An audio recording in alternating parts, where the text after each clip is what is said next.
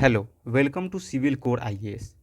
अब जैसा कि हमने पिछले वीडियो में डिस्कस किया था कि हम यूपीएससी प्री और मेंस की पीवाईक्यू डिस्कस करेंगे, तो वो रोड मैप मैं पिछले वीडियो में बता चुका हूँ। अगर आपको रोड मैप जाननी है कि कैसे कैसे डिस्कस करेंगे, क्या क्या करेंगे इस पीवाईक्यू के सेशन में, तो वो आप 4-5 मिनट की वीडियो है, वो आसानी से देख लीजिए। हम 2023 का पेपर डिस्कस करने वाले हैं। 2023 का ही क्योंकि पिछले वीडियो में ही बताए थे कि पेपर टफ था और इसकी पैटर्न भी अलग थी।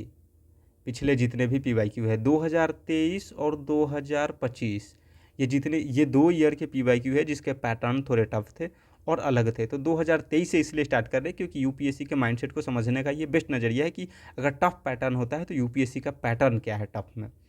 तो बिना लेट किए हम क्वेश्चन पे क्वेश्चन डिस्कस करते हैं। 2023 का पहला क्वेश्चन कह रहा है, निम्नलिखित कथनों पर विचार कीजिए। झेलम नदी वूलर झील से होकर जाती है। दूसरा ऑप्शन है कृष्णा नदी सीधे कोलेरू झील का भरण करती है। तीसरा, गंडक नदी के विसर्पण से कांवर झील निर्मित हुई है। अब हम एक एक ऑप्शन की डिटेल्ड डीप और माइक्रो एनालिसिस करेंगे। अब कैसे करते हैं वो देखिए। पहला ऑप्शन क्या कह रहा है कि झेलम नदी वूलर झील से होकर जाती है। अब हम मैप में इसको देखते हैं कि झेलम नदी है कहाँ। ये रहा मेरा इंडिया का मैप। अब इसमें ये देखिए, सिंधु, झेलम, चेनाब, रावी, व्यास, सतलज। इसके लिए एक ट्रिक है जो मैंने खुद से बनाया हुआ है, सांझ चरवस। सिंधु, झेलम, चेनाब, रावी, व्यास, सतलज, ये नॉर्थ टू साउथ है। तो कह रहा है कि क्या जो झेलम नदी वो गुजरती है, क्या इसके रास्ते में वुलर झील आती है। तो इसको अब इसके डिटेल्ड मैप में देखते हैं। ये रहा झेलम नदी। अब इसके रास्ते में देखते हैं वुलर झील है कि नहीं। तो ये निकलता कहाँ से है, बेरीनाग झील से निकलती है झेलम नदी। उसके बाद बीच में बेरीनाग झरना पड़ता है। फिर उसके बाद शेषनाग झील पड़ता है, यानी बेरीनाग झील से निकल रही है, बेरीनाग झरना पड़ रहा है, शेषनाग झील पड़ रहा है। फिर आगे जब चलेंगे तो ये रहा हमारा वुलर झील, एकदम बीच में ही पड़ती है, जिससे क्रॉस होकर के झेलम नदी आगे बहती है वुलर झील। तो पहला ऑप्शन हमारा सही है कि झेलम नदी वुलर झील से होकर जाती है, एकदम राइट है।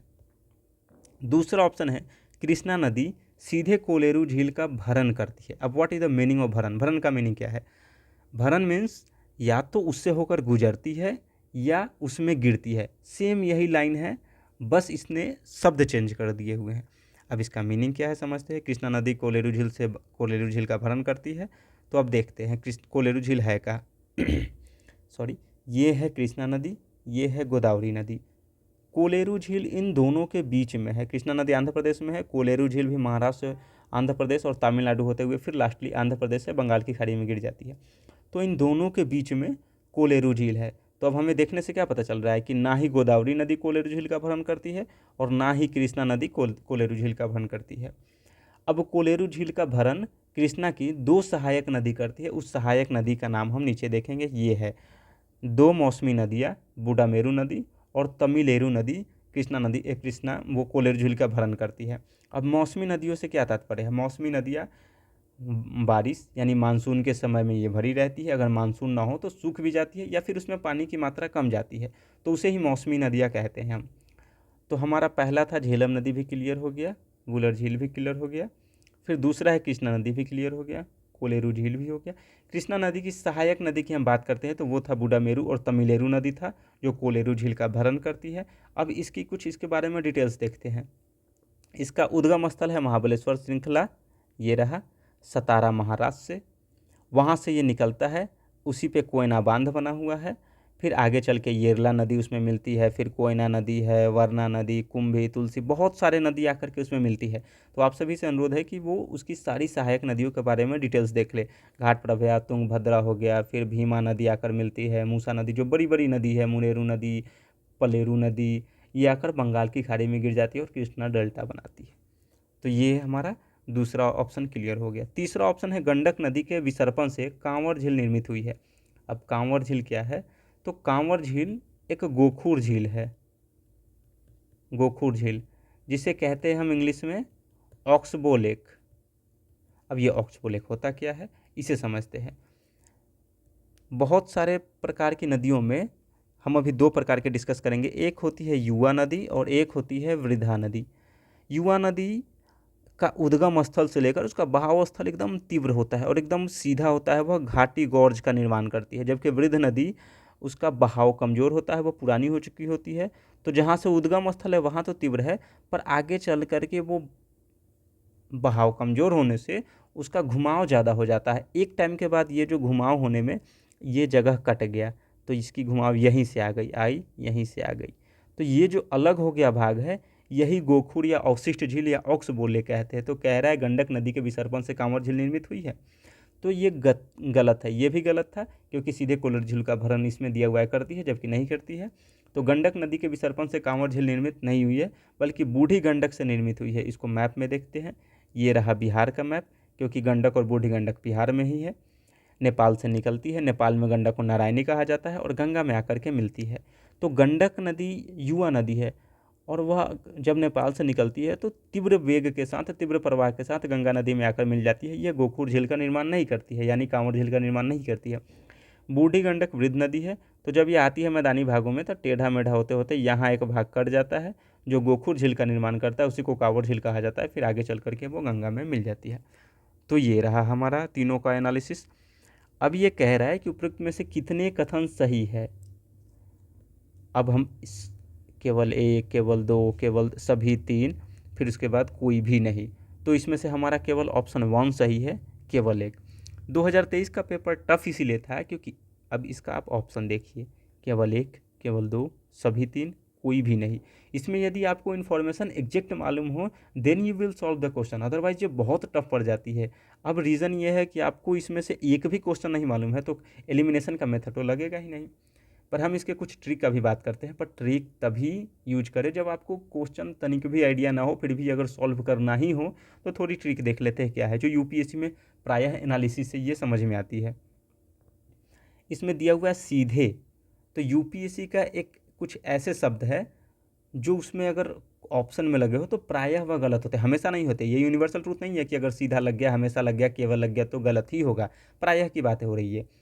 तो अगर कुछ ऑप्शन में अगर प्रेशराइज किया हो, जैसे सीधे, केवल, हमेशा, इस तरीके का अगर टर्मिनोलॉजी यूज किया गया हो तो वह कथन प्रायः सही नहीं होगा। प्रायः, ऑलवेज नहीं, प्रायः सही नहीं होगा। अब चलते हैं दूसरे क्वेश्चन पे। दूसरा क्वेश्चन कह रहा है निम्नलिखित युग्मों पर विचार कीजिए। पतन जिस रूप में सुविख्यात है, यानी पोर्ट, बंदरगाह और फेमस किस चीज़ के लिए है। पहला दे रहा है कामराज पोर्ट। कामराज पोर्ट, इसको एन्नोर पोर्ट भी कहते हैं, वह तमिलनाडु में है। इसको मैप में अभी देखेंगे हम। इसकी विशेषता क्या बता रहा है, फेमस किस चीज़ के लिए, ये बता रहा है कि भारत में एक कंपनी के रूप में पंजीकृत सबसे पहला प्रमुख पतन है। यानी हो सकता है भारत में बहुत सारे पतन हो जो कंपनी के रूप में पंजीकृत हुए हों, पर ये कह रहा है कि कामराज पोर्ट पहला पतन है जो कंपनी के रूप में पंजीकृत हुआ था। दूसरा मुंद्रा पोर्ट यानी मुंद्रा बंदरगाह, भारत में निजी स्वामित्व का सबसे बड़ा बंदरगाह है, बड़ा पतन है ये निजी स्वामित्व का, ठीक है, जिसपे सरकार का कंट्रोल नहीं बल्कि कोई प्राइवेट सेक्टर का कंट्रोल हो। तीसरा ऑप्शन कह रहा है विशाखापत्तनम पोर्ट, जो कि आंध्र प्रदेश में है, भारत में सबसे बड़ा आधान पोर्ट यानी कंटेनर पोर्ट, जहाँ बड़े बड़े कंटेनर लगे होते हैं, हम समझ सकते हैं, बहुत सारे मूवी में हम लोग देखे होंगे। तो विशाखापत्तनम पोर्ट भारत में सबसे बड़ा आधान यानी कंटेनर पोर्ट है। अब उपरोक्त में से कितने युग्म सही सुमेलित है, केवल एक, केवल दो, सभी तीन। ये ऑप्शन बहुत, ये विकल्प बहुत टफ विकल्प है क्योंकि इसमें आप ढूंढ नहीं पाओगे, एलिमिनेट नहीं कर पाओगे जब तक अगर आपको एग्जैक्ट इन्फॉर्मेशन ना पता हो तो पहला देखते हैं कामराज पोर्ट, भारत में कंपनी के रूप में पंजीकृत सबसे पहला प्रमुख कथन, ये सही है। कामराज पोर्ट है कहाँ, तो ये रहा कामराज पोर्ट, एन्नोर पोर्ट, जो तमिलनाडु में है। तटीय क्षेत्र में तो होता ही है पोर्ट, तो तट क्षेत्र में है। दूसरा कह रहा है मुंद्रा पोर्ट गुजरात में, ये भी सही है कि भारत में निजी स्वामित्व वाला सबसे बड़ा पोर्ट है। कहाँ है ये, तो ये देखिए, ये इसमें दिया नहीं हुआ है पर ये मैप में है, यहाँ है मुंद्रा पोर्ट गुजरात में, ठीक। तीसरा कह रहा है विशाखापत्तनम पोर्ट, ये गलत है। विशाखापट्टनम पोर्ट भारत में सबसे बड़ा आधान पोर्ट नहीं है।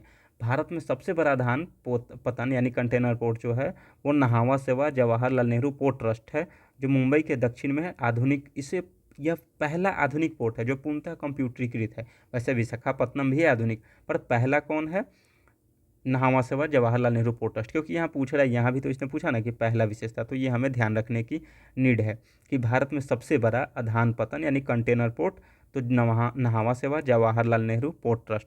ये है कहाँ, इसकी लोकेशन देखते हैं, ये रहा, सॉरी इसमें नहीं दिया हुआ है, हम इसकी मैप में अभी देखते हैं, नीचे मैप दिया हुआ होगा, एक सेकंड आप वेट करें। हाँ, ये रहा जवाहरलाल नेहरू पोर्ट, इसी को नहावा सेवा पोर्ट कहा जाता है। ये रहा एन्नौर पोर्ट, कामराज पोर्ट, और फिर मुंद्रा पोर्ट अभी इसमें दिया हुआ नहीं है, पर वो मुंद्रा पोर्ट यहीं है, ठीक है। उसके बाद था विशाखापत्तनम पोर्ट। अब विशाखापत्तनम पोर्ट ये रहा, तमिलनाडु में है, हम मैप में देख लिए। अब विशाखापत्तनम पोर्ट के बारे में देखते हैं कि विशाखापत्तनम पोर्ट की विशेषताएं क्या है। सबसे गहरा बंदरगाह है और सबसे सुरक्षित, और आंध्र प्रदेश में स्थित है ये, हम जानते हैं। सॉरी, उस समय तमिलनाडु बोल दिए थे बाई मिस्टेक, पर वो आंध्र प्रदेश में स्थित है। सबसे गहरा बंदरगाह है और सबसे सुरक्षित है, ठीक है। अब इसकी हम विशेषताएं देखते हैं, थोड़ी इसमें पढ़ लेते हैं। कामराजपत्तनम, जिससे पहले एन्नौर पोर्ट एक कंपनी के रूप में पंजीकृत सबसे पहला और एकमात्र कॉरपोरेट निगम है। चेन्नई बंदरगाह से लगभग 24 किलोमीटर उत्तर में कोरोमंडल तट पर स्थित है। बाकी सबके बारे में तो डिटेल जान ही चुके हैं, विशाखापट्टनम वो भी जान ही चुके हैं। अब नेक्स्ट क्वेश्चन पे हम आते हैं। नेक्स्ट क्वेश्चन हमारा है, निम्नलिखित वृक्षों पर विचार कीजिए।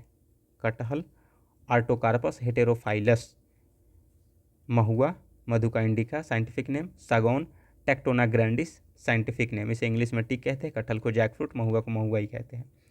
अब ये कह रहा है कि उपयुक्त में से कितने पर्णपाती वृक्ष है। डिसीडियस ट्री, पर्णपाती वृक्ष का मतलब क्या होता है? पर्णपाती वृक्ष जिसके पत्ते मौसम के बदलने के अनुसार सारे गिर जाते हैं, ठीक है। अब हम इसके बारे में विशेषता देखते हैं कि क्या है। उष्णकटिबंधीय कटहल का पेड़। अब इसमें कह रहा है पर्णपाती वृक्ष, तो पर्णपाती वृक्ष कटहल नहीं होगा। क्यों? क्योंकि ये सदाबहार वृक्ष है, ग्रीष्मकालीन फल है, और इसमें जो है न्यूट्रासिट्रिकल विकास के लिए अपनी क्षमता रखते हैं, और भारत का स्थानिक वृक्ष है। ये बहुत ध्यान देने योग्य है, यह भारत का स्थानिक वृक्ष है। मधुका इंडिका, इसका साइंटिफिक नेम है महुआ का। यह शुष्क पर्णपाती जंगलों में पाया जाता है, पर्णपाती वन है। इसे बायोडीजल में उत्पादन के लिए उपयोग किया जाता है। सागौन की लकड़ी यानी सागौन टिक जो है वह भी उष्णकटिबंधीय पर्णपाती है। इसकी लकड़ी कठोर होती है, टिकाऊ और आग प्रतिरोधी होती है। यानी हम सभी जानते हैं कि सागौन की लकड़ी मजबूत होती है और आग प्रतिरोधी भी होती है, और वह नाव के लिए उपयोग भी होता है, यानी जल प्रतिरोधी भी होती है। अब इसके बारे में हम नीचे देखते हैं कुछ विशेषताएं क्या दिया हुआ है। पर्णपाती वृक्ष क्या है? पर्णपाती वृक्ष वे वृक्ष है जो ऋतु के अनुसार अपने पत्ते झाड़ देते हैं। शुष्क ऋतु या सर्दियों में ये वृक्ष अपने पत्ते गिरा देते हैं ताकि जल की कमी से बचाव हो सके, इसीलिए ये पत्ते गिराते हैं, ठीक है। पर्णपाती वृक्षों की विशेषताएं क्या है? गर्मियों या सूखे मौसम में नंगे दिखते हैं, ऋतु विशेष में पत्तों का झरना, फिर पत्तियां चौड़ी होती हैं, इनकी गहरी जड़ प्रणाली होती है, नई कोपले और पत्तियां वसंत ऋतु में पुनः उगती है, क्योंकि जो पत्ते झड़ जाते हैं वो तो उगेंगे ही, तो वो वसंत ऋतु में उगती है। इससे बने जंगलों को पर्णपाती वन कहा जाता है। अब इसके प्रकार में देख लेते हैं, उष्णकटिबंधीय पर्णपाती वन और समशीतोष्ण, यानी ये ट्रॉपिकल और टेम्परेट होता है, ठीक है। भारत, अफ्रीका, दक्षिण अमेरिका, इन सभी क्षेत्रों में उष्णकटिबंधीय पाए जाते हैं, जैसे साल, सागौन, शीशम, नीम, आम। और समशीतोष्ण यूरोप, उत्तरी अमेरिका, चीन और जापान में पाए जाते हैं, जैसे ओक, मेपल, बर्च, बीच। ये सब वो पर्णपाती वृक्ष है जो उष्णकटिबंधीय और समशीतोष्ण क्षेत्रों के आधार पर पाए जाते हैं। और भारत में पर्णपाती वन क्या है? भारत में पर्णपाती वृक्ष सबसे अधिक पाए जाते हैं, जितने भी सदाबहार है या फिर जितने भी प्रकार के, उसमें सबसे ज़्यादा पर्णपाती पाए जाते हैं। इसे मानसून फॉरेस्ट भी कहा जाता है, यानी मानसूनी वन भी कहा जाता है। वर्षा की मात्रा के आधार पर इसे दो भागों में बांटा जाता है, नमी युक्त और फिर एक शुष्क होता है, ठीक है। नमी युक्त में थोड़ी वर्षा ज़्यादा उसे लगेगी, तो 100 से 200 सेंटीमीटर वर्षा है। पूर्वी भारत हो गया, उत्तर पूर्वी भारत हो गया, पश्चिमी घाट, तराई क्षेत्र हो गया, साल, सागौन, ये सब हो गया। शुष्क में थोड़ी वर्षा कम होगी, पानी की नीड कम होगी, 70 से 100 सेंटीमीटर। मध्य भारत, उत्तर पश्चिम भारत, दक्कन में ये सब पाए जाते हैं, ठीक है। तो ये रहा हमारा इस क्वेश्चन का एनालिसिस कि पर्णपाती वृक्ष क्या होते हैं। अब आप जब ये देख रहे हैं तो आपसे रिक्वेस्ट है कि आप ऑफिशियल पीवाईक्यू अपने सामने रखें और उसमें उसकी फीचर्स लिखते जाए कि भाई पर्णपाती वन का फीचर्स क्या होता है, ताकि जब अगली बार आपको रिवीजन करना हो तो आप आसानी से कर सकें। और एक बार जब ये क्वेश्चन आप देख ले तो आपको कहीं और भी इस क्वेश्चन को देखने की नीड ना हो, एक ही जगह से आपकी सारी वो होती है ना, वन स्टॉप सॉल्यूशन, वो क्लियर हो जाए, ठीक है। नेक्स्ट क्वेश्चन पे आते हैं। नेक्स्ट क्वेश्चन कह रहा है, निम्नलिखित कथनों पर विचार कीजिए। चीन की तुलना भारत से कर रहा है, ठीक है। कृषि योग्य क्षेत्र अधिक है, कह रहा है कि चीन की तुलना में भारत के पास जो है वो कृषि योग्य क्षेत्र अधिक है। यह सही है या गलत, ये बाद में देखेंगे, ठीक है। दूसरा ऑप्शन क्या कह रहा है? चीन की तुलना में भारत में सिंचित क्षेत्र का अनुपात अधिक है। यानी भारत में सिंचित क्षेत्र का अनुपात अधिक है, चीन में कम है। भारत के पास अधिक कृषि योग्य क्षेत्र है, चीन में कम है। तीसरा विकल्प कह रहा है कि चीन की तुलना में भारत की कृषि में प्रति हेक्टेयर औसत उत्पादकता अधिक है, यानी भारत में कृषि के प्रति हेक्टेयर उत्पादकता अधिक है जबकि चीन में कम है। तो ये ऑप्शन सही है, बाकी ये 2 और 3 गलत है। कैसे? दुनिया में सबसे ज़्यादा कृषि योग्य क्षेत्र है यूएसए, उसके बाद है भारत, उसके बाद है चीन। भारत में लगभग 159 मिलियन, कहीं कहीं 156 दिया रहता है, मिलियन हेक्टेयर कृषि योग्य क्षेत्र है। चीन में 119.5 यानी 120 हम मान लेते हैं। यूएसए में 159 से भी ज़्यादा है। तो पहला यूएसए में, दूसरा भारत में, तीसरा चीन में। रीज़न क्या है कि भारत में ज़्यादा है चीन में कम है? कि चीन में रेगिस्तान और पहाड़ी क्षेत्र ज़्यादा है, इसीलिए वहाँ जो है वो कृषि योग्य क्षेत्र कम है। अब दूसरा ये कह रहा है कि चीन की तुलना में भारत में सिंचित क्षेत्र का अनुपात अधिक है। ये गलत इसलिए है कि चीन सिंचाई के मामले में इंफ्रास्ट्रक्चर उसने बहुत अच्छे से डेवलप कर लिया हुआ है। हमारे पास भारत अभी भी सिंचाई के लिए मोटा मोटी माने तो 52% तक मानसूनी वर्षा पर निर्भर है, जबकि चाइना में ऐसा नहीं है। चीन सिंचाई के लिए आधारभूत संरचना, नहर बहुत सारे विकसित किए हुए हैं, बांध बनाना नदी नाले पे। तो चीन के पास इंफ्रास्ट्रक्चर अधिक है, इसलिए उसका सिंचाई क्षेत्र अधिक है, हमारे पास कम है, क्योंकि हम 52% भी मानसून पर निर्भर है। यदि जिस ईयर मानसून अगर ना हो, वर्षा हो ही ना, तो हमारा सिंचाई क्षेत्र तो किसी 20% हो जाए, फिर 25% हो जाए, तो इसमें हम ज़्यादा कहाँ हो गए। तो फिर तीसरा ऑप्शन ये कह रहा है कि चीन की तुलना में भारत में कृषि में प्रति हेक्टेयर औसत उत्पादकता अधिक है। नहीं, ये गलत है। चीन में वही इंफ्रा का ही बात हो रही है, क्योंकि वहाँ इंफ्रा अच्छे से है, सारी मशीनरी एकदम सस्ते दामों पे उपलब्ध है, इसी वजह से वहाँ औसत प्रति हेक्टेयर उत्पादकता जो है भारत में 2.7 टन है, जबकि चाइना में 4.7 है, यानी 2 गुना है, लगभग 2 गुने के बराबर है। तो हमारा दूसरा ऑप्शन गलत, तीसरा ऑप्शन गलत, इसमें से केवल एक सही है। अब हम देखते हैं इसके बारे में थोड़ा सॉरी। चीन को दुनिया में सबसे अधिक सिंचित क्षेत्र वाला देश बनाता है। दुनिया में सबसे अधिक सिंचित क्षेत्र वाला देश चीन है।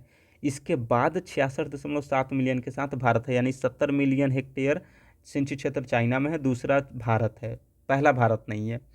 अब चीन में औसत उत्पादकता 4.7 है, जबकि भारत में 2.7 टन प्रति हेक्टेयर है। विश्व बैंक के अनुमान के अनुसार अधिकांश फसलों में चीन की उत्पादकता भारत की तुलना में 50 से 100% अधिक है, यानी हाफ से लगभग 50 से 100%, यानी 2 गुने के समथिंग में। ठीक है। अब एक और ये रिपोर्ट देखते हैं कि विश्व जनसंख्या समीक्षा के अनुसार भारत के पास जो है 156.1 मिलियन हेक्टेयर कृषि योग्य भूमि है, जो मैंने कहा था 156 या 159 कहीं कहीं दिया रहता है। कुल भूमि क्षेत्र का लगभग 47% है, जबकि चाइना के पास 119.5 मिलियन, जो 120 मिलियन हम मान सकते हैं, जो कुल भूमि क्षेत्र का लगभग 12% है। उसके पास भूमि ज़्यादा है, पर वही पहाड़ रेगिस्तान है, तो कृषि योग्य उसके पास कम है। ठीक है, पहला यूएसए है, दूसरा भारत, तीसरा चीन। ठीक, नेक्स्ट ऑप्शन में हम चलते हैं। निम्नलिखित में से कौन सा एक समुद्र स्तर में पुनरावृत्ति गिरावट का सर्वोत्तम उदाहरण है जिससे वर्तमान समय की सुविस्तृत कच्छ भूमि उत्पन्न हुई है? अब इसका मीनिंग क्या है? समुद्र स्तर में पुनरावृत्ति गिरावट का क्या मतलब है? मतलब समुद्र स्तर में बार बार गिरावट से तटीय क्षेत्र उजागर हो जाना। अब समुद्र स्तर मान लेते हैं कि यहाँ तक पहले समुद्र का पानी आता था, ठीक, पर वो एक समय के बाद पानी यहीं तक आने लगा, ठीक है, और ये जो है वो दलदल बन गया, क्योंकि ये धीरे धीरे तटीय उजागर हो गया। तो ये कह रहा है, वही कह रहा है कि समुद्र स्तर में पुनरावृत्ति गिरावट का सर्वोत्तम उदाहरण कौन है जिसमें वर्तमान समय में कच्छ भूमि यानी मार्शलैंड दलदली क्षेत्र का निर्माण हुआ है? भितरकनिका ग्रान मैंग्रोव उड़ीसा में है, मरक्कनम लवन बेसिन तमिलनाडु में है, नौपारा अनूप आंध्र प्रदेश में है, कच्छ कारण ये गुजरात में है। तो कच्छ कारण आंसर होगा, भितरकनिका ये मरक्कम लवन बेसिन नहीं होगा, नौपारा अनूप भी नहीं होगा। अब क्यों, इसके बारे में थोड़ी डिटेल्स जानते हैं। भितरकनिका ग्रान यह मुख्यतः डेल्टा क्षेत्र में विकसित जहाँ मिट्टी जमा होता है। यह समुद्र स्तर गिरने से नहीं बल्कि नदी द्वारा लाई गई गाद से बना है। यह नदियों के गाद से बना हुआ है, जबकि समुद्र स्तर में पुनरावृत्ति गिरावट से नहीं बना हुआ है। इसके बारे में जान लेते हैं अब थोड़ी।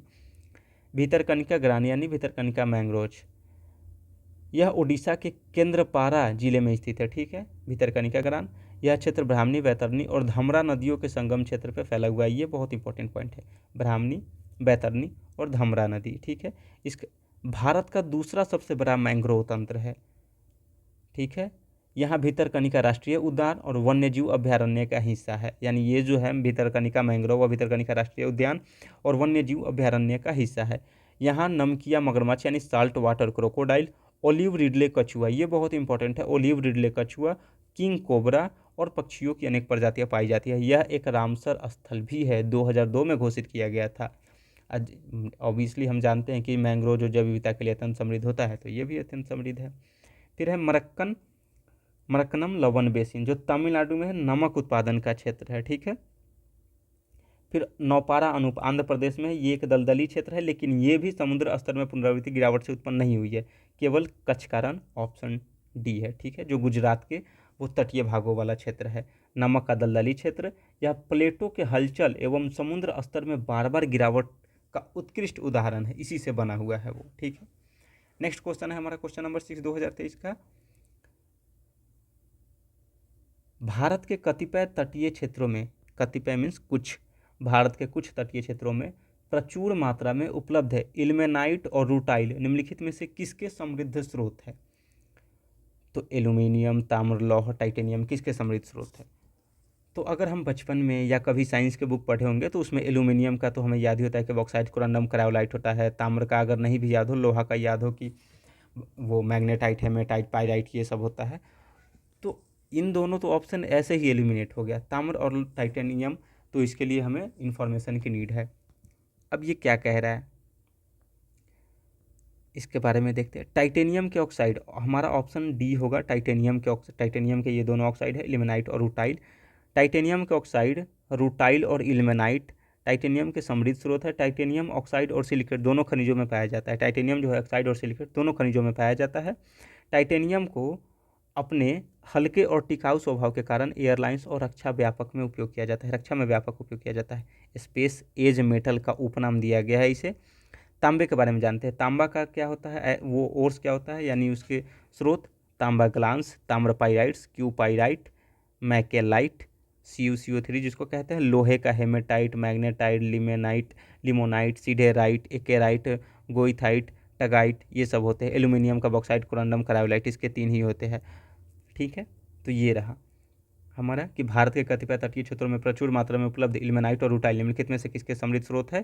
तो टाइटेनियम। ठीक है, अब हम देखते हैं इसके बारे में थोड़ा। भारत भारी खनिज संसाधनों से संपन्न है, जो मुख्य रूप से देश के तटीय हिस्सों में पाए जाते हैं। भारी खनिज रेत में 7 खनिजों जैसे इल्मेनाइट, ल्यूकॉक्सिन जिसको ब्राउन इल्मेनाइट कहते हैं, रूटाइल यानी इल्मेनाइट और रूटाइल ये दोनों भारी खनिज में शामिल है, जिसमें भारी खनिज रेत में 7 खनिजों में इल्मेनाइट और रूटाइल शामिल है। जिरकोन, सिलिमेनाइट, गार्नेट और मोनाजाइट का एक समूह है। ठीक है, अब नेक्स्ट क्वेश्चन पे आते हैं हम। संसार का लगभग 3/4 कोबाल्ट विद्युत मोटर वाहनों की बैटरी के निर्माण के लिए आवश्यक धातु है। ठीक है, यह जो है अब कह रहा है कि 3/4 कोबाल्ट जो है का उत्पादन किस देश के द्वारा किया जाता है। कोबाल्ट का यूज क्या है? विद्युत मोटर वाहनों की बैटरी के निर्माण में। कह रहा है कि 3/4 कोबाल्ट दुनिया के किस देश द्वारा उत्पादित किया जाता है? तो अर्जेंटीना ए, बी बोत्सवाना, सी कांगो लोकतांत्रिक गणराज्य यानी democratic Republic of the Congo, और डी कजाकिस्तान। तो ऑप्शन हमारा इसमें से कौन सा होगा? तो ऑप्शन हमारा सी है, कांगो लोकतांत्रिक गणराज्य means democratic Republic of the Congo. Argentina lithium के लिए फेमस है, हम जानते हैं। साउथ अमेरिका में ABC है, ABC, अर्जेंटीना, बोलीविया और ये चिली। ठीक है, बोत्सवाना साउथ अफ्रीका के पास नीचे गोल्ड और डायमंड के लिए फेमस है, इसे हम लिथियम ट्रायंगल भी कहते हैं, LITHIU, लिथियम ट्रायंगल। तो अर्जेंटीना लिथियम के लिए फेमस है, बोत्सवाना गोल्ड और डायमंड के लिए फेमस है। कांगो लोकतांत्रिक गणराज्य जिसे मिनरल बेल्ट भी कहते हैं, वह किस चीज़ के लिए फेमस है? तो कोबाल्ट, विश्व का 2/3 कोबाल्ट अकेले उत्पादन करता है। और कजाकिस्तान हीरा के लिए फेमस है। ठीक है, अब देखते हैं हम इसके बारे में थोड़ी डिटेल्स जानते हैं। कोबाल्ट भंडार, विश्व के 50% कोबाल्ट भंडार या 2/3 कांगो लोकतांत्रिक गणराज्य में है। कांगो वर्तमान में विश्व का 70% से अधिक कोबाल्ट उत्पादित करता है। कोबाल्ट की परमाणु संख्या 27 होती है। अब हम एलिमेंट जब पढ़े होंगे hydrogen, helium, lithium, beryllium, boron, carbon, nitrogen, oxygen, ऐसे, तो उसमें 27 नंबर पे आता है कोबाल्ट। कठोर, चमकदार, चांदी, सफ़ेद धातु है। रासायनिक रूप से लोहे और निकेल के समान है, ठीक है। पृथ्वी की पपड़ी में केवल रासायनिक रूप से संयुक्त रूप में पाया जाता है। प्राकृतिक उल्कापिंडीय लोहे में मिश्र धातुओं में पाया जाता है, ये उल्कापिंड में भी पाया जाता है। इसका एप्लीकेशन क्या है, अनुप्रयोग क्या है? लिथियम आयन बैटरी बनाने में, चुंबकीय पदार्थ बनाने में जैसे हार्ड ड्राइव, लाउड स्पीकर में, और उच्च शक्ति वाले मिश्र धातु में जैसे स्टील की ताकत कठोरता को बढ़ाने के लिए कोबाल्ट को मिलाया जाता है। सिरेमिक में मजबूती, कठोरता और रंग को बेहतर बनाने के लिए मिलाया जाता है, और कांच को गहरा नीला रंग देने के लिए मिलाया जाता है, ठीक है। अब देखते हैं हम आगे इसके बारे में जानते हैं।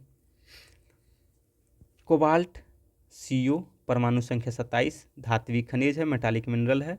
मुख्यतः निकेल और तांबा अयस्कों के साथ पाया जाता है। यह किसके साथ पाया जाता है? तो निकेल और तांबा ओर्स के साथ। रंग इसका नीला धूसर होता है। स्ट्रैटेजिक मिनरल माना जाता है क्योंकि यह battery technology, aerospace, defence, energy transition में अनिवार्य है। इसकी फीचर्स क्या है? तो चुंबकीय गुणधर्म वाला, उच्च तापमान पर स्थिर रहता है, जंग रोधी होता है यानी क्रोजन रेजिस्टेंस होता है, ये इंपॉर्टेंट पॉइंट है। मिश्र धातु बनाने में अत्यंत उपयोगी, हम समझ गए वो स्टील बनाने में होता है। फिर प्रमुख भंडार, वैश्विक भंडार इसका क्या है? कांगो लोकतांत्रिक गणराज्य में 70% हमें आइडिया है। उसके बाद रूस, ऑस्ट्रेलिया, फिलीपींस, क्यूबा, कनाडा, इन सभी देशों में उगाया जाता है, ये उत्पादन होता है इसका, कोबाल्ट का। चीन परिशोधन में अग्रणी है, यानी दुनिया में सबसे ज़्यादा रिफाइंड कोबाल्ट की वो चीन करता है, ये बात ध्यान देने योग्य है। सबसे ज़्यादा उत्पादन कांगो करता है, पर सबसे ज़्यादा रिफाइंड चीन करता है। भारत में अगर कोबाल्ट के बारे में देखो तो निकेल और तांबा खानों से उत्पाद में प्राप्त होता है। झारखंड, ओडिशा, नागालैंड। भारत में कोबाल्ट उत्पादन बहुत कम है, इसीलिए हम आयात पर निर्भर है। ये बहुत इंपॉर्टेंट पॉइंट है कि हम कोबाल्ट के लिए आयात पर निर्भर है। जैसे लिथियम के लिए भी पहले हम आयात पर निर्भर थे, अभी वो जम्मू कश्मीर और राजस्थान में उसके कुछ खाद्यान्न मिले, फिर भी अभी भी आयात कर रहे हैं, तो उसके बारे में हम देखेंगे बाद में, ठीक है। ये कुछ है जो खनिज के नाम है और किसके क्षेत्रों में पाया जाता है। तो आप सभी से अनुरोध है कि आप ये खनिज को देखें कि किस किस क्षेत्र में पाया जाता है, क्योंकि इसे क्वेश्चन आने की संभावना ज़्यादा रहती है। अब हम नेक्स्ट क्वेश्चन पे बढ़ते हैं। निम्नलिखित में से कौन सा एक कांगो बेसिन का एक भाग है? अभी पूछा था कांगो लोकतांत्रिक गणराज्य के बारे में, अब ये पूछ रहा है कांगो बेसिन का एक भाग है। इसके लिए मैप क्लियर होनी चाहिए कंप्लीटली। अब साउथ अफ्रीका की मैप में कांगो बेसिन के बारे में देखते हैं। कैमरून, नाइजीरिया, दक्षिणी सूडान, युगांडा। अब इसमें से 4 ऑप्शन में से कोई एक होगा जो कांगो बेसिन का भाग है, तो वो है कैमरून, वेस्ट पार्ट में। अब देखते हैं कैसे, ये दोनों उत्तर में है। फिर उसके बाद युगांडा, कैमरून में, युगांडा और कैमरून में कन्फ्यूजन हो सकता है। अब देखते हैं, ये रहा हमारा कांगो बेसिन, ठीक है। कांगो बेसिन ये रहा, जिसमें कैमरून आता है, सेंट्रल अफ्रीकन रिपब्लिक, फिर उसके बाद ये आता है गैबोन, रिपब्लिक ऑफ कांगो आता है, फिर डेमोक्रेटिक रिपब्लिक ऑफ कांगो, ठीक है। अब इसके बारे में हम जानते हैं। कांगो बेसिन में लगभग पूरा कांगो गणराज्य, कांगो लोकतांत्रिक गणराज्य, मध्य अफ्रीकी गणराज्य, पश्चिमी जाम्बिया, उत्तरी अंगोला, कैमरून और तंजानिया के कुछ हिस्से शामिल है। दुनिया का दूसरा सबसे बड़ा नदी बेसिन अमेजन के बाद, यानी कांगो नदी बेसिन जो है, पहला सबसे बड़ा नदी बेसिन अमेजन नदी बेसिन है, दूसरा सबसे बड़ा कांगो नदी बेसिन है। कांगो जायरे नदी अफ्रीका की दूसरी सबसे बड़ी नदी है। यह भूमध्य रेखा को 2 बार पार करती है। It's a most VVI point. यह पूर्वी अफ्रीका में टांगानिका झील से निकलती है, कौन? कांगो जायरे नदी, और अटलांटिक महासागर में गिरती है। नाइजर बेसिन में, अब यहाँ देखिए नाइजर दिया हुआ है, नाइजर, दक्षिणी सूडान, युगांडा। अब हम नाइजर बेसिन के बारे में भी जान लेते हैं। एक तो हमारा साउथ अफ्रीका में कौन हो गया? Congo basin. दूसरा Niger basin, Benin, Burkina Faso, Cameroon, Chad, Cote d' Ivoire, Guinea, Mali, Niger, Nigeria है। नील बेसिन में बुरुंडी, चाड, कांगो लोकतांत्रिक गणराज्य, मिस्र, इरिट्रिया, इथोपिया, केन्या, रवांडा, दक्षिणी सूडान, सूडान, तंजानिया, युगांडा, ये सब देश शामिल है। कांगो बेसिन 6 देशों में विस्तारित है, वो तो हम देख चुके हैं, ठीक है। ये रहा हमारा, ये कांगो बेसिन का भाग है, जिसको हम मुख्यतः यहाँ देख सकते हैं। ये रहा हमारा कांगो बेसिन, ठीक है। इसमें ये नदी देख लीजिए, तो ये नदी कितना कांगो विस्तृत नदी है, बहुत बड़ी नदी है। ये अमेजन बेसिन है, अमेजन बेसिन के बाद दूसरी सबसे बड़ी है। ये रहा नील का, ठीक है। अब आगे बढ़ते हैं हम नेक्स्ट क्वेश्चन पे। निम्नलिखित कथनों पर विचार कीजिए। अमरकंटक पहाड़ियाँ विंध्य और सह्याद्री श्रेणियों के संगम पर है, ठीक है। विंध्य और सह्याद्री श्रेणियों के संगम पर। बिलीगिरी रंगन पहाड़ियाँ सतपुरा श्रेणी के सबसे पूर्वी भाग है, ठीक है, सतपुरा श्रेणी के। शेषाचेलम पहाड़ियाँ पश्चिमी घाट के सबसे दक्षिणी भाग है। ठीक, तो अब इसका ऑप्शन है केवल एक, केवल दो, सभी तीन, कोई भी नहीं। इसका आंसर डी होगा, कोई भी नहीं। अब इसको विश्लेषण करते हैं। पहला है अमरकंटक पहाड़ियाँ विंध्य और सह्याद्री श्रेणियों के मध्य के संगम पर है। सह्याद्री का क्या मतलब है? इसे कहते हैं हम पश्चिमी घाट, इसी को तो सह्याद्री श्रेणी कहते हैं। अगर यहाँ पश्चिमी घाट दे देता, अगर आपको सह्याद्री श्रेणी आइडिया नहीं है तो आप ये क्वेश्चन गलत कर सकते हैं, पर अगर ये पश्चिमी घाट दे दिया हुआ रहता तो आप तुरंत सही कर लेते कि नहीं अमरकंटक पहाड़ी तो मैंने देखा था कहीं भी इंडिया के बीच में है, वो सह्याद्री उधर पश्चिमी घाट में कहाँ से हो गया। तो इसको हम मैप में देखते हैं। ये रहा अमरकंटक, ये रहा मैकाल, ठीक है, विंध्य, कैमूर, पर हमारा सह्याद्री ये है। ठीक, ये है पश्चिमी घाट यानी सह्याद्री, इसी को कहते हैं हम। तो यहाँ कहाँ से आ गया अमरकंटक? तो ये तो गलत हो गया।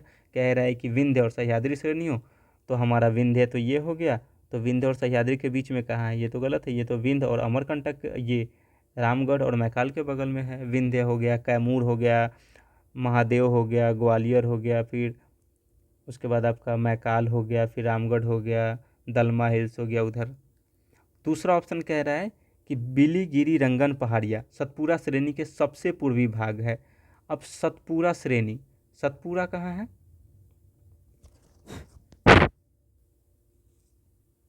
ये रहा हमारा सतपुरा। ठीक, तो कह रहा है जबकि बिलीगिरी रंगन पहाड़ी यहाँ है साउथ में, तो कह रहा है बिलीगिरी रंगन पहाड़ी जो है वो सतपुरा श्रेणी का सबसे पूर्वी भाग है, यानी सबसे पूर्वी भाग कह रहा है इधर, जो कि गलत है। बिलीगिरी रंगन जो है वो कर्नाटक में पाया जाता है और दक्षिण में वो बाबा बूदन पहाड़ी के पास में है वो। ठीक है, वो सतपुरा श्रेणी का भाग नहीं है। तीसरा ऑप्शन कह रहा है शेषाचेलम पहाड़ियाँ पश्चिमी घाट के सबसे दक्षिणी भाग है। यहाँ सह्याद्री दे रहा है और यहाँ पश्चिमी घाट दे रहा है कंफ्यूज करने के लिए, जबकि दोनों का मतलब एक ही है। शेषाचेलम पहाड़ियाँ पश्चिमी घाट, ये भी गलत है क्योंकि शेषाचेलम पहाड़ियाँ ये पूर्वी घाट पे है।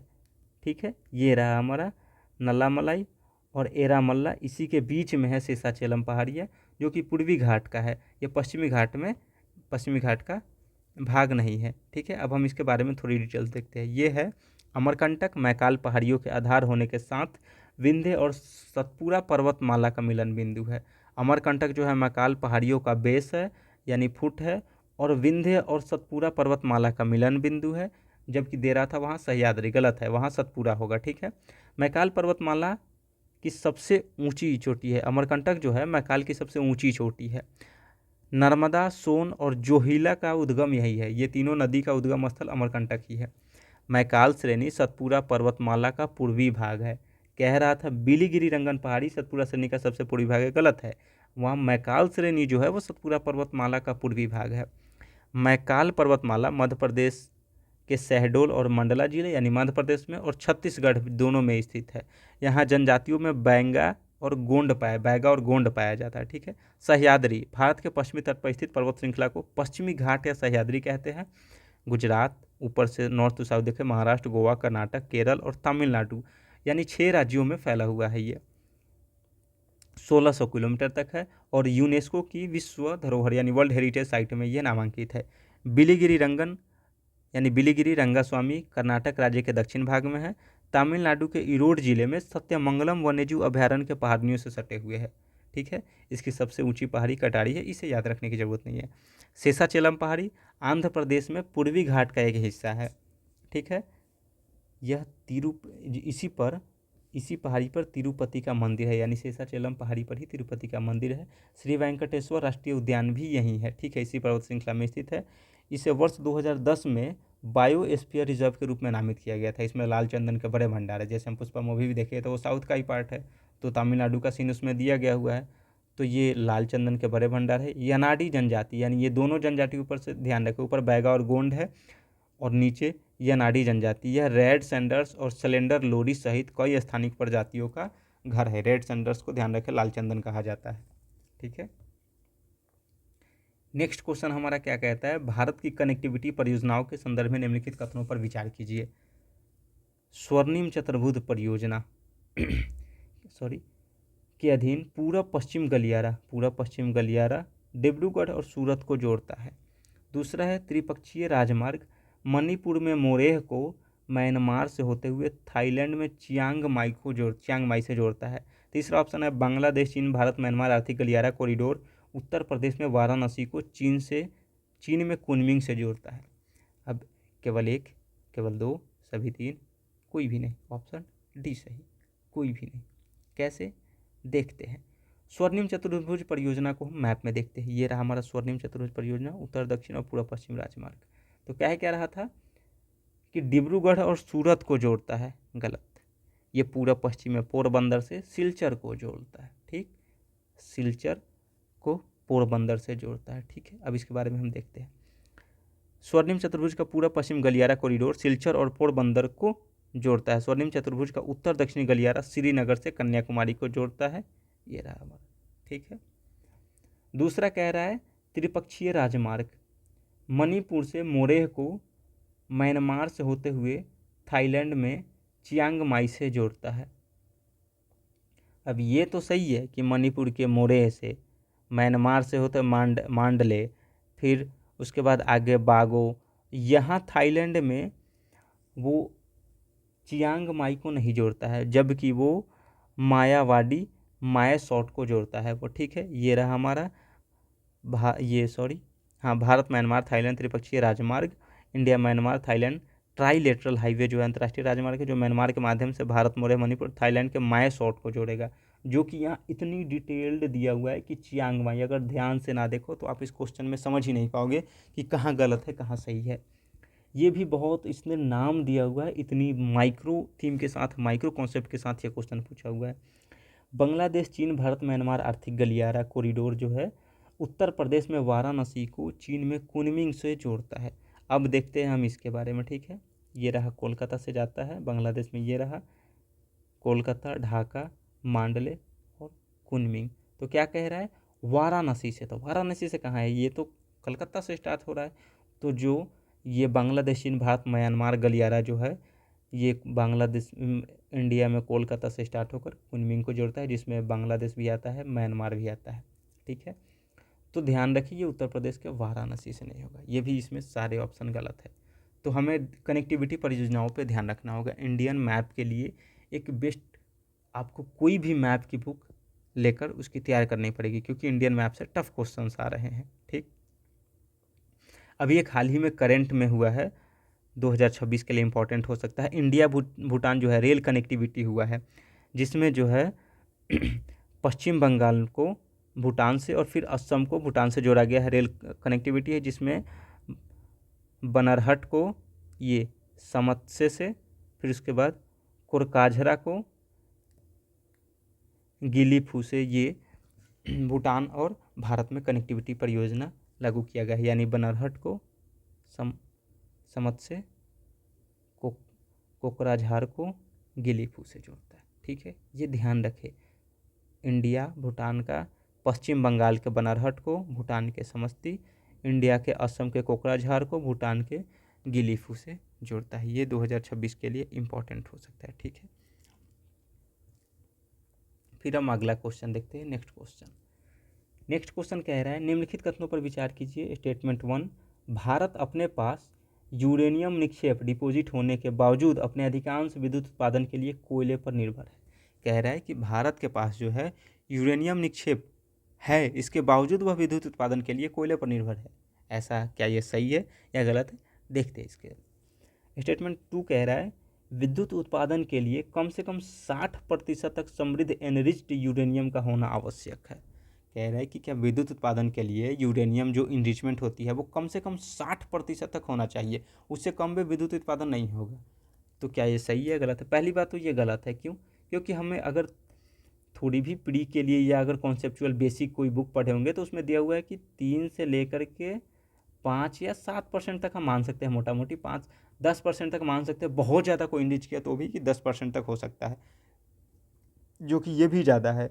मैक्सिमम 5% तक में आपका 5% अगर यूरेनियम का अगर संवर्धन करते हैं, इनरिचमेंट करते हैं, तो आप बिजली उत्पादन कर सकते हैं। इतना करेंगे तो फिर तो आप वो परमाणु बम बन जाएगा वो। कैसे, अब इसके बारे में देखते हैं। पहला कथन क्या कर रहा है, भारत में यूरेनियम के कुछ सीमित निक्षेप झारखंड, राजस्थान और आंध्र प्रदेश में पाए जाते हैं। तो अधिकांश, ये गलत हो गया। कह रहा है कि भारत अपने पास यूरेनियम निक्षेप होने के बावजूद अपने अधिकांश विद्युत उत्पादन के लिए कोयले के उत्पादन पर निर्भर है। ये सही है, अधिकांश विद्युत उत्पादन के लिए कोयले पर निर्भर है, ठीक है। लेकिन इन निक्षेपों से मिलने वाला यूरेनियम, भारत में जो यूरेनियम है वो कम ग्रेड का है। यूरेनियम की सांद्रता बहुत कम है। जो यूरेनियम मिलता है वो प्योर नहीं मिलता है, उसमें सांद्रता कम है, उसकी इनरिचमेंट कम है, उच्च गुणवत्ता वाला यूरेनियम नहीं है।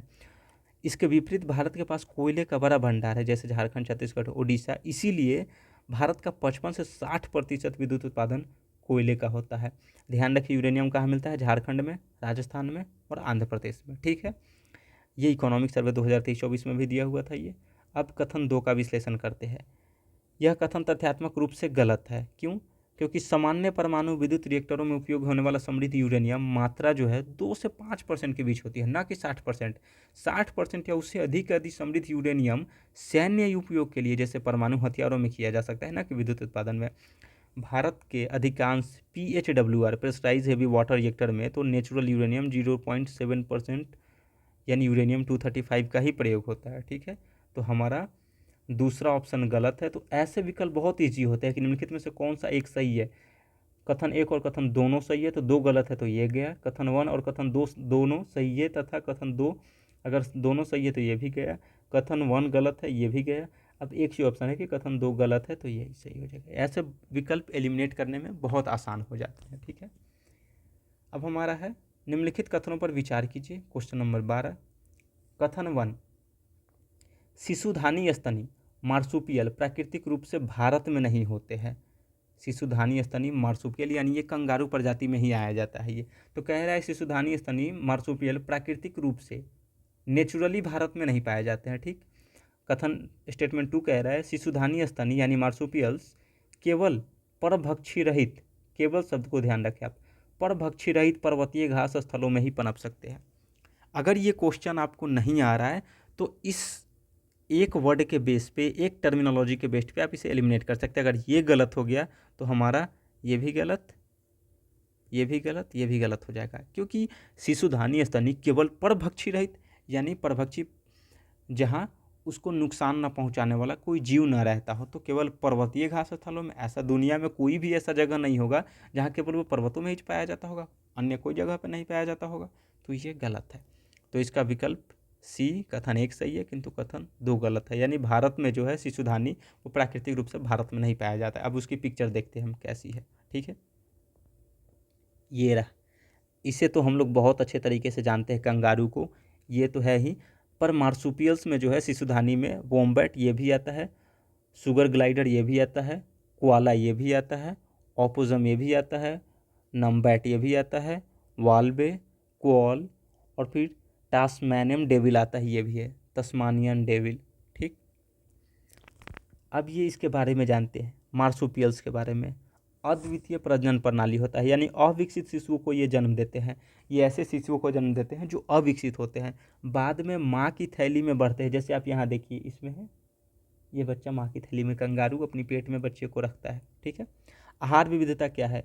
कंगारू जैसे शाकाहारी तस्मेनियाई डेविल जैसे मांसाहारी, यानी कंगारू शाकाहारी होता है और तस्मेनियाई डेविल जो है वो मांसाहारी थे। ये सभी मार्सुपियल्स ही है, ऐसा नहीं है कि केवल कंगारू ही है। ओपोसम जैसे सर्वाहारी, ये ओपोसम जो है वो सर्वाहारी होता है। विशिष्ट अंग, कूदने के लिए शक्तिशाली पिछले पैर होते हैं। जैसे देखिए इसके पास पिछला पैर बड़ा है, इसके पास भी पिछले पैर बड़ा है। ये चढ़ने के लिए मजबूत अग्र पैर होते हैं, ये छोटा पैर है पर मजबूत होता है, जैसे कोआला, ये रहा, ठीक। कोई वास्तविक प्लेसेंटा नहीं होता है। प्लेसेंटा क्या होता है? प्लेसेंटा स्तनधारियों के विपरीत मार्सुपियल्स में कोई वास्तविक प्लेसेंटा नहीं होता। बच्चे जन्म के बाद निरंतर विकास के लिए माँ की थैली पर रहते हैं। प्लेसेंटा के बारे में बात करते हैं, ये होता है प्लेसेंटा। और ये यूनिकल कॉर्ड, जैसे अगर एक हम मानव में बात करें, ह्यूमन में, तो बच्चे में ये अम्बिलिकल कॉर्ड से ही बच्चे माँ से जुड़े रहते हैं, और इसी से ये माँ की थैली है और ये बच्चा जुड़ा हुआ है इससे। तो यहीं से बच्चे को जो है वो सारी प्रोटीन, पोषण ये सब प्राप्त होते हैं, जो कि यही नहीं पाया जाता है प्लेसेंटा वो मार्सुपियल्स में, ठीक है। ये नहीं पाया जाता है प्लेसेंटा, ठीक है, ये कह रहा है। अब भौगोलिक वितरण पे बात करते हैं, तो मुख्य रूप से ऑस्ट्रेलिया और अमेरिका तक ही सीमित है यह। 333 प्रजातियाँ ज़्यादातर ऑस्ट्रेलिया, न्यू गिनी आसपास के द्वीपों में ही पाई जाती है, यानी ऑस्ट्रेलिया के आसपास के क्षेत्रों में ही पाया जाता है ये। आवास संबंधी प्राथमिकता इसकी क्या है? ऑस्ट्रेलिया में ज़्यादा पाया जाता है क्योंकि वहाँ शुष्क झाड़ियों या रेगिस्तानी क्षेत्रों में रहते हैं। दक्षिण अमेरिका में आमतौर जंगल या उष्णकटिबंधीय वर्षा वनों में पाए जाते हैं। ये पेड़ से लेकर जंगल के फर्श तक रहते हैं। उदाहरण के लिए वोम्बेट्स भूमिगत बिल बनाकर रहते हैं। तो कथन 2 गलत है, इसीलिए क्योंकि ये केवल परभक्षी रहित पर्वतीय घास स्थलों में ही पनप सकते हैं, ये गलत है। जबकि ये सही है कि भारत में वो प्राकृतिक रूप से नहीं पाए जाते हैं। ठीक, तो आप इसका पिक्चर भी देख लिए होंगे, पिक्चर से ज़्यादा क्लियर हो गया होगा। ठीक, नेक्स्ट क्वेश्चन पे बढ़ते हैं।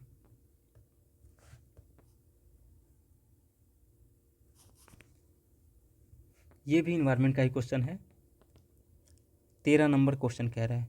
एक बार वो पहले डिस्कस कर लेते हैं कि 1 नंबर से लेकर के जो हम पहले क्वेश्चन दिए थे और वो 11-12 नंबर तक जो क्वेश्चन था वो ज्योग्राफी का था। उसके बाद का जो क्वेश्चन आ रहा है वो इन्वायरमेंट की क्वेश्चन आ रही है। ठीक, जो 12 नंबर से स्टार्ट हो रहा है। 1 से 11 तक ज्योग्राफी का था, 12 से लेकर के स्टार्ट हुआ इन्वायरमेंट का। ठीक, संक्रामक इन्वेसिव जीव जाति यानी संक्रामक जीव जाति इन्वेसिव स्पेसीज विशेषज्ञ समूह, संक्रामक जीव जाति विशेषज्ञ समूह जो एक वैश्विक संक्रामक जीव जातु डेटाबेस विकसित करता है, निम्नलिखित में से किस एक संगठन से संबंधित है?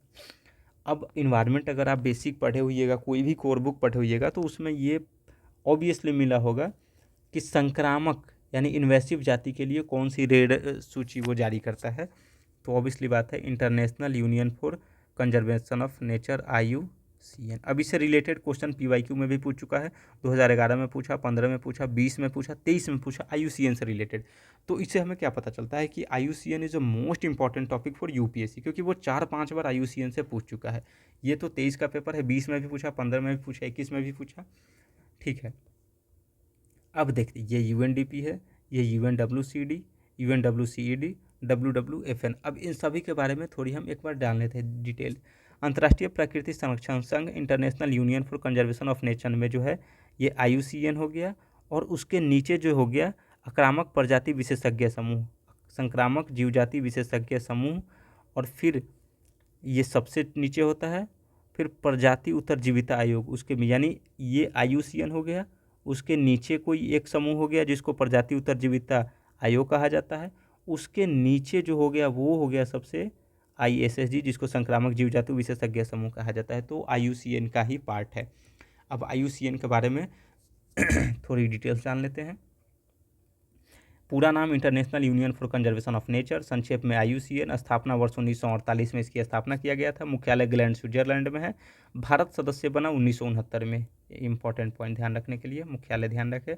यह दुनिया का सबसे पुराना और सबसे बड़ा पर्यावरण संरक्षण संगठन है IUCN, ये तो ऑब्वियसली बात है। उद्देश्य क्या है इसका? प्राकृतिक का संरक्षण और प्राकृतिक संसाधनों का सतत उपयोग। केवल इसका जीव जंतु का ही संरक्षण नहीं है, बल्कि संसाधनों के लिए भी यह उसका सतत उपयोग हो सुनिश्चित करता है। मुख्य कार्य संकटग्रस्त प्रजातियों की स्थिति का आकलन, संरक्षण नीतियों का निर्माण, सरकारों और NGO के बीच समन्वय, रेड डेटा बुक या रेड लिस्ट का प्रकाशन, जैव विविधता, पारिस्थितिकी और जलवायु पर रिपोर्ट जारी करना। ठीक, IUCN के प्रमुख कार्य क्या है? Red list of threatened species, ठीक, protected areas classification, global biodiversity assessment, convention adviser यानी रेड लिस्ट विश्व की सभी जीव जंतुओं की स्थिति का आकलन एक्सटिंक्ट से लेकर लिस्ट कंसर्न तक। ठीक, फिर राष्ट्रीय उद्यान, बायोस्फीयर रिजर्व, अभ्यारण्य आदि के वर्गीकरण हेतु मानक तय करता है। ठीक है, उसके बाद उतना इंपॉर्टेंट नहीं है। फिर हम आगे आते हैं, रेड लिस्ट के बारे में थोड़ी जान लेते हैं। IUCN रेड लिस्ट सबसे महत्वपूर्ण UPSC का पॉइंट है। ये IUCN द्वारा जारी एक सूची है जो विश्व के प्रजातियों की संरक्षण स्थिति को दर्शाता है। कब से? 1964 से प्रकाशित हो रहा है। ठीक है, यह बताती है कि कोई प्रजाति कितनी खतरे में है। इसे रेड डेटा बुक भी कहते हैं। ठीक है, अब हम इसकी श्रेणी देख लेते हैं। इसमें कौन कौन सी रेड लिस्ट की श्रेणियाँ होती है? EX एक्सटिंक्ट, पूरी तरह विलुप्त हो गया हुआ है, जैसे डोडो, पैसेंजर, पिजन, ये सभी आप देख लीजिए। ठीक है,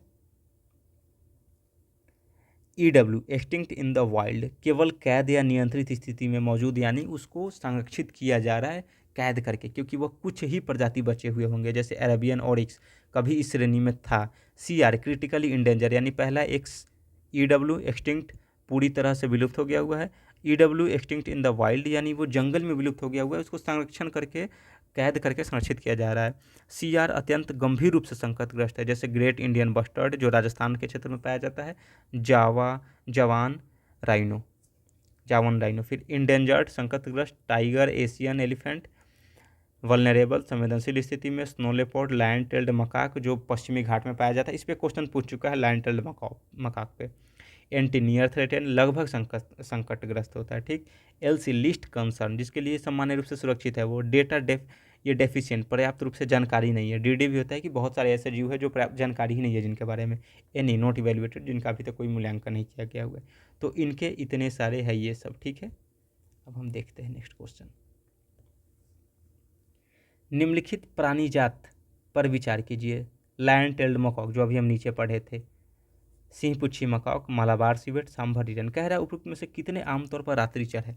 ये बहुत टफ क्वेश्चन पड़ जाता है इन्वायरमेंट में, ऐसे स्पेसीज की नाम पूछते हैं। तो जो सूर्यास्त के बाद अधिक सक्रिय होते हैं, यानी रात्रिचर या सूर्यास्त के बाद अधिक सक्रिय होते हैं, ठीक है। तो निम्नलिखित प्राणी जात पर विचार कीजिए। अब लायन टेल्ड मकॉक के बारे में कह रहा है, मालाबार सिवेट, सांभर हिरन। तो अब इस चित्र से हम देख सकते हैं कि ये रात में अंधेरा टाइप का निकला हुआ है और ये है मालाबार सिवेट का इमेज। तो यही केवल एक ऑप्शन सही है कि जो रात्रिचर होते हैं या सूर्यास्त के बाद अधिक सक्रिय होते हैं। ये जो होता है सिंहपुच्छी मकॉक ये दिन के समय निकलता है। सांभर हिरन जो है ये इवनिंग टाइम में निकलता है, गोधूली बेला में, रात में नहीं निकलता है, अंतर है दोनों में, ठीक है। तो अब सिंहपुच्छी मकॉक, लायन टेल्ड मकॉक वर्षा वन निवासी है। उष्णकटिबंधीय नम सदाबहार वनों या मानसून वनों के ऊपरी छतरियों में पाया जाता है। दैनिक है, दिन में निकलता है, दिन के उजाले में सक्रिय होता है। मालाबार सिवेट निशाचर और मायावी है, पश्चिमी घाटों के लिए स्थानिक है, ये ध्यान रखिए, ये पश्चिमी घाटों का स्थानिक है। लाल सूची के अनुसार यह गंभीर रूप से संकटग्रस्त है, ठीक है। सांभर जो है सूर्यास्त के बाद बहुत अधिक सक्रिय नहीं होते। IUCN स्टेटस वल्नरेबल है, वन्य जीव संरक्षण अधिनियम 1972 की अनुसूची 1 में है। उड़ीसा की राजकीय पशु है, ध्यान रखें, सांभर हिरन उड़ीसा की राजकीय पशु। मालाबार सिवेट पश्चिमी घाट के स्थानिक है जो रात में निकलता है। सिंहपुच्छी मकॉक दिन के है जो उष्णकटिबंधीय वर्षा वन का निवासी है, ठीक है। सॉरी, ठीक। अब हम नेक्स्ट क्वेश्चन देखते हैं। हमारा लास्ट क्वेश्चन है आज के वीडियो लेक्चर का। निम्नलिखित में से कौन सा जीव अपने सगे संबंधियों को अपने खाद्य के स्रोतों की दिशा और दूरी इंगित करने के लिए दोलन नृत्य वैगल डांस करते हैं, ठीक है। अब ये कुछ ऑप्शन दे रहे हैं जिसमें कह रहा है कि निम्नलिखित में से कौन सी जीव अपने सगे संबंधियों को खाद्य के स्रोत यानी खाने की चीज़ें कहाँ है उसी की डायरेक्शन, उसी की दिशा देने के लिए संकेत करता है। अब उस संकेत के लिए वो एक प्रकार का नृत्य करता है, दोलन नृत्य, यानी जैसे गोल गोल इस टाइप की। ये देखिए ये कैसे कर रहा है, मधुमक्खी इसका आंसर होगा, तितली नहीं होगा, व्याध पतंग यानी ड्रैगन फ्लाई नहीं होगा, मधुमक्खी होगा, बर भी नहीं होगा। अब इसके सभी ऑप्शन की एनालिसिस करेंगे, पर ये देखते हैं कि दोलन नृत्य कैसे करता है। तो ऐसे करता है, ये रहा, ठीक ठीक। अब इसके बारे में देखिए, यदि सन के सामने यदि फूड हो तो वो सीधा करता है, यदि सन से रोशनी जहाँ पर रही हो उसके तिरछा फूड हो तो 30 डिग्री पे, तो वो ऐसे ऐसे करता है। तो उससे हमें मतलब नहीं है, मतलब ये है कि ये दोलन नृत्य क्या होता है। तो ये एक सर्कुलर टाइप का होता है, इस टाइप का होता है दोलन नृत्य, ठीक है। अब देखते हैं इसकी इमेज से एक बार समझने की कोशिश करते हैं। तितली जिसको बटरफ्लाई कहते हैं, ये रहा, ऐसी होती है तितली। आप ध्यान से देखिए इस इमेज को, ये है तितली, ठीक। अब कह रहा है व्याध पतंग, ड्रैगन फ्लाई, ये रहा ड्रैगन फ्लाई। गांव में इसे ही तितली भी हम बोलते थे पहले, पर ये ड्रैगन फ्लाई है जिसको व्याध पतंग बोलते हैं। ये तितली है, बटरफ्लाई है, और ये है बर वास्प, ये जिसको ततैया का ही ये एक रूप है। ततैया अलग होता है पर दोनों एक ही प्रकार के प्रजाति से है, जिसको वास्प यानी बर बोलते हैं, ततैया। इसे बिहार में, यूपी में, छत्तीसगढ़ में, इन सभी में बिढ़नी बोला जाता है। पता नहीं आप लोग जानते हो या नहीं, पर इसे बर या वास्प कहते हैं, ठीक है। अब इसके बारे में हम थोड़ी जानकारी प्राप्त करते हैं। मधुमक्खी के बारे में देखते हैं। वैज्ञानिक वर्गीकरण ऑर्थोपोडा संघ का है, क्लास जो है इंसेक्टा है, गण जो है हाइमन ऑप्टेरा है, वंश एपिस है। प्रमुख प्रजातियां भारत में पाई जाने वाली एपिस डोरास्टा, एपिस कराना इंडिका, एपिस फ्लोरिया, एपिस मेलिफेरिया, पारिस्थितिकी की भूमिका परागकण में बहुत भूमिका होता है परागकण में। फिर लगभग 80% फसलें मधुमक्खियों द्वारा परागित होती है, ये बात ध्यान रखने योग्य है। किस्टोन स्पेसीज है, यानी बिना परिस्थितिकी संतुलन बिगड़ सकता है इसके बिना, ठीक है। उसके बाद हम देखते हैं बटरफ्लाई, तितली। वर्गीकरण लेपिडोप्टेरा है, लेपिडोप्टेरा इंसेक्टा का है वर्ग। रंगीन पंखों वाली, शाकाहारी होती है। जीवन चक्र अंडा और लार्वा, ठीक। फिर प्यूपा, फिर वयस्क होता है। डायपॉज यानी प्रतिकूल परिस्थितियों में निष्क्रिय अवस्था में हो सकता है ये, ठीक है। परागन में तो ये भी योगदान देता है, ये इकोसिस्टम के लिए इकोसिस्टम हेल्थ इंडिकेटर होता है, ये ध्यान रखें। तितली, यदि किसी क्षेत्र में तितली अधिक है तो वहाँ जैव विविधता, वायु गुणवत्ता अच्छी है, ये बहुत इंपॉर्टेंट पॉइंट है, ठीक। कई प्रजातियाँ IUCN रेड लिस्ट में है, जैसे कैसर ए हिंद, मालाबार बैंडेड, पीकॉक, ये तितली की प्रजाति है। अब व्याध पतंग ड्रैगन फ्लाई को देखते हैं। वर्गीकरण इंसेक्टा क्लासिफिकेशन, और गण जो है ओडोनाटा। उपगण एनिसोपेट्रा। विशेषताएं क्या है? बड़ी आंखें, लंबी पतला शरीर और 2 जोड़ी पारदर्शी पंख होते हैं, पारदर्शी पंख होते हैं। एक मांसाहारी कीट है, ये मांसाहारी होता है, जबकि तितली शाकाहारी होता है। इसमें लार्वा जलीय होते हैं। पारिस्थितिकी भूमिका मच्छरों की जनसंख्या को नियंत्रित करते हैं। व्याध पतंग, तितली नहीं। यह जलीय पारिस्थितिकी तंत्र के स्वास्थ्य का संकेतक है। ये जो है इकोसिस्टम हेल्थ इंडिकेटर है, जहाँ जैव विविधता, वायु गुणवत्ता अच्छी है। जबकि व्याध पतंग यानी ड्रैगन फ्लाई जो है वो एक्वेटिक इकोसिस्टम के स्वास्थ्य के संकेतक के लिए है, ठीक है।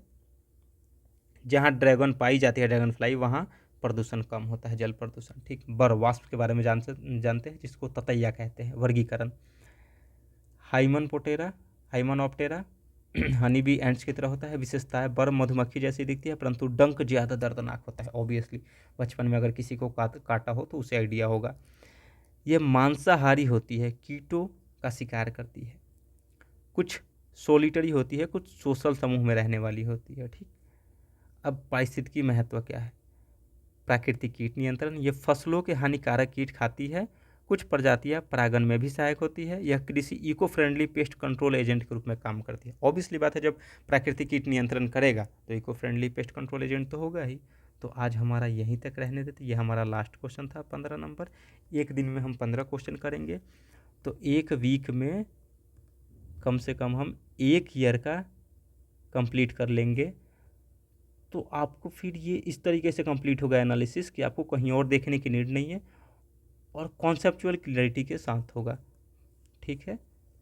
यहाँ तक आप देखें तो आपका बहुत बहुत धन्यवाद, और यहीं समाप्त करते हैं। Thank you so much.